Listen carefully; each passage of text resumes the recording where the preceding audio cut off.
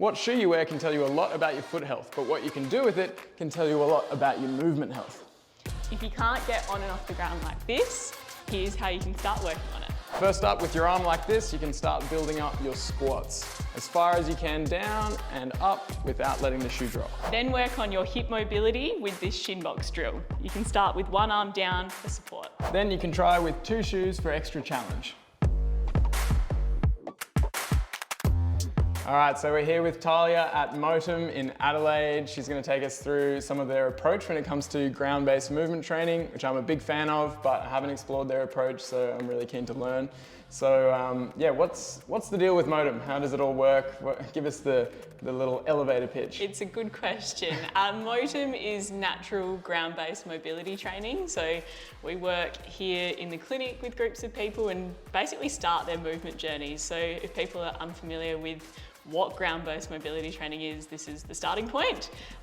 We work on movements from the ground up. So we go through a reset, restore and rebuild phase where people are working on their ground-based mobility and then all the way up to using kettlebells and weights. Cool, yeah, I think it's so important for people to have an accessible way to start ground-based training because it can seem a bit scary at first, especially most adults have just been disconnected from the ground for so long.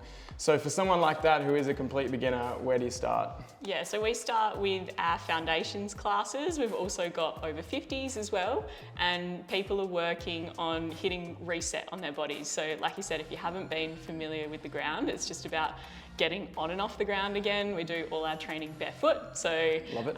Which is awesome. So for a lot of people, just taking shoes off and working through the basics of what would be like core training, spinal mobility, hip mobility, and just getting familiar with their bodies again.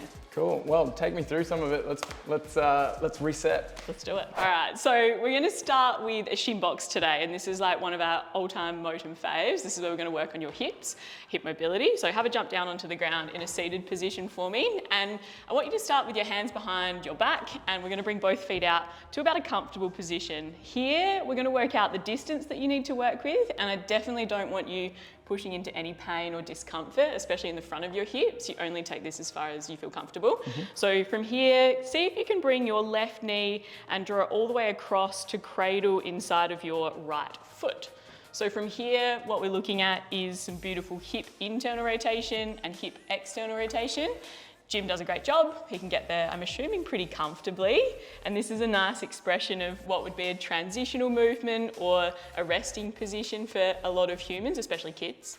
Then from there, I'm going to see if you can move your legs across and do the same thing on the other side. So it's just checking out how easily he can get in and out of that position. From there, we're going to start to layer it up if you're feeling comfy. Yep. I want to see if you can bring your left foot across, left knee across. Yep. And then from there, draw your left hand up and over. And as you press up here, your hips are going to come up towards the sky. And it's really important here that Jim has a tuck underneath with his pelvis. And what we want to feel is a really big stretch through the front of hopefully his hip and quad. He shouldn't be feeling any compression in his back here. So if you're getting really closed in on this side, you want to open up. Good. And then from there, he's going to slowly come back down, draw the legs across to the other side, and then rinse and repeat. So coming through, this is one of our favourite ways to get people to open the front line of their body. You can see all the way up through his shoulder as well and lat. And if you've got back pain or really tight hips, this is like a cult fave. All right. It does feel really good. It does feel good. Good, come all the way through. Next round, we'll see if we can make it a little bit harder. So this time I want to see, as you come across, you can use your hands here if you need, but what we're looking at is now applying a little bit of strength through your hips, so it's not just mobility.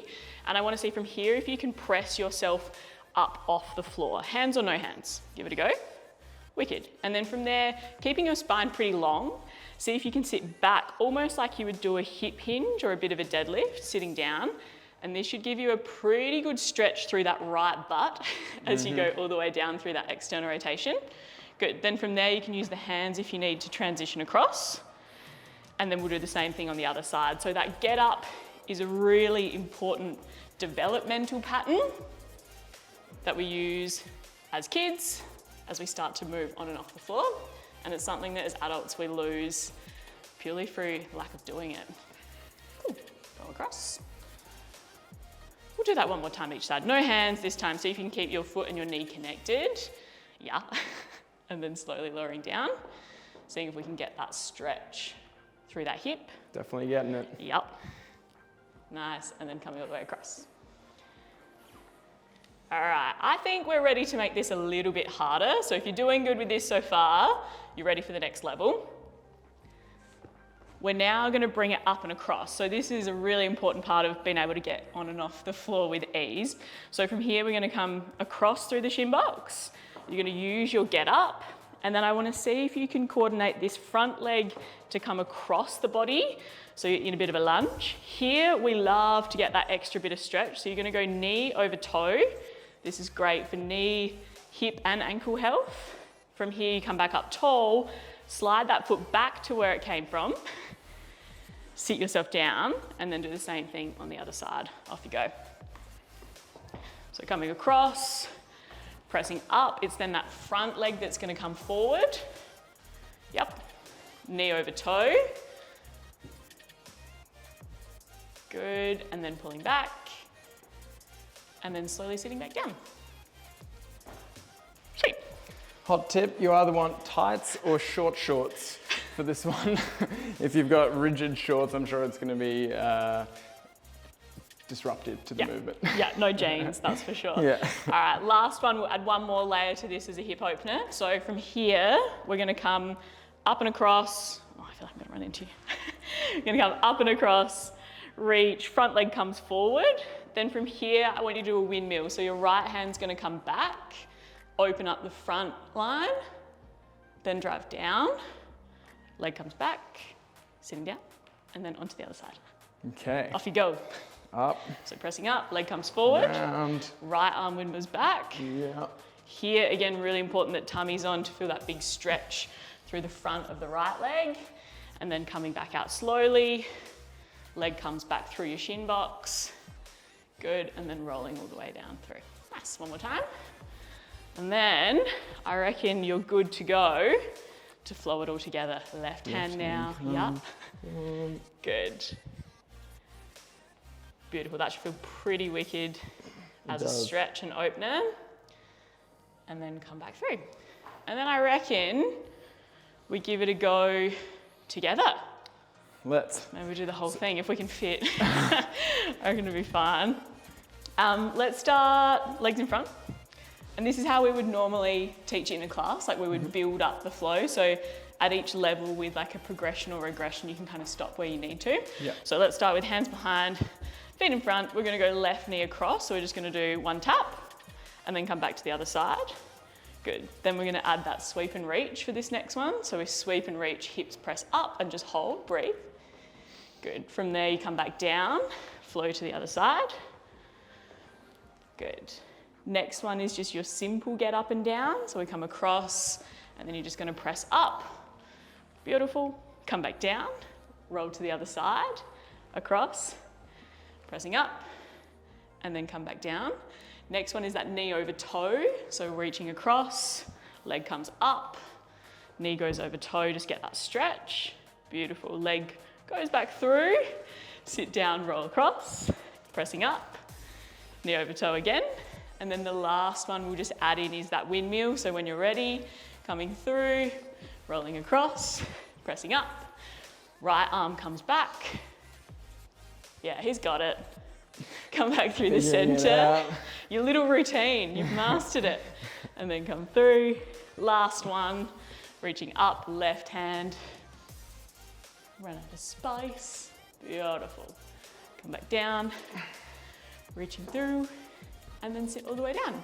So that's an example of one of our shin box flows, and you can see how it can build up quite quickly, or you can keep at whatever level feels comfortable for you. But we find like within a class or one of our online movement snacks, it's a pretty nice way to get like a good healthy dose of hip mobility. I love it because there is something there for everyone. And then once you get to that full flow, you just get all of these bits of movement through the hips. It's not just hip rotation, there's hip extension going on, there's flexion, spinal, like, and all of it moving together. You know, you don't have to do one stretch for your spine, one stretch for your rotation, one stretch for your extension. You can just do that flow and it's a lot more dynamic and engaging than just, you know, hang out in some stretches. Yeah, I just find it so much more fun. You won't catch me just doing a static stretch. This is the stuff that like keeps me going, so. Yeah. Absolutely. So once you've used the shin box to unlock a bit of your hip mobility, we're then gonna bring it up a level. So we're gonna start to transition on and off the ground. And this is a really nice challenge. We'll use the shoes, and if at any point you need to stop, you just go at the level that works best for you. So we're gonna reverse engineer it. We're gonna start by standing and then pressing that shoe up over our head. So this is working on our shoulder mobility and also our stability. From here, bring your left foot back, so the opposite foot to the shoe. And then just holding this lunge is a challenge enough for a lot of people, right? From there, see if you can slowly and with control lower yourself to the ground. Good. From there, left hand comes down. So this is now expressing more of that mobility through the spine and the hips. Your right leg is then going to tuck back into your shin box, what we were just practicing before. From here, slowly sit your hips back down. So this is that full hip mobility, and then bring yourself to a seated position. Nice. So now we're on the ground, have a little rest. And then from here, let's see if we can do the same thing on the way back up. So pressing up tall, hand comes down, legs come across into that shin box, so hip mobility. Then going to use my core and my hips to press up through that strength. Right leg then comes forward into that lunge. From there, obliques, get them on, stand up tall. Tuck the toes under, press all the way up, and we're back into standing. Cool. Nice work. So yeah, that shoe being up there is just giving me feedback about my stability as I go through that movement, basically. Because obviously, if you're not quite stable or you don't quite have the mobility, the shoe falls off. Yeah. So I guess if someone is really struggling with that component, you could just go up halfway, you could be down here, could be there, and just see how far you can keep it up while you do the whole movement. Yeah, and if you're doing it pretty easly, that's when we get the weights involved. So pressing something heavy overhead. Should we do that? I think so. Quick little practice with the weight. What do you want? 6, 8? 8. Let's go 8. Okay. So a kettlebell would be perfect for this. Kettlebell's great. Dumbbell also works, but love the kettlebell for a bit more of that stability challenge. So from here, again, pressing that up overhead, keeping that arm nice and straight. Left leg goes back. Good. And hand goes down, nice and slowly. Through that shin box, slowly sitting down. Reset through the center, and then bringing ourselves back up. Work across, back through the lunge, up tall, tuck the toes, and then standing all the way up. Nailed it. Good job. Cool, thanks. All right, so we've just been brainstorming about how to make this a bit fun. Obviously, once you've built up that capacity and the confidence with getting up and down off the ground and those different patterns, you could start playing a little game of, we're gonna call it hacky hypnosis. So Talia is hypnotized by the hacky sack, and she is just gonna keep her face about 10, 15 centimeters away from the hacky at all times. So where I lead her, she goes. So I could come down, I could come up like that. Obviously go nice and slow to begin with. And if I wanted her to come all the way down, I could get exactly and around.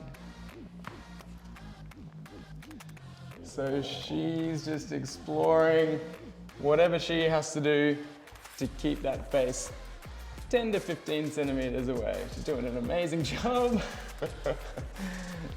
Putting her through her paces, and then we'll come up and down again, come around, down.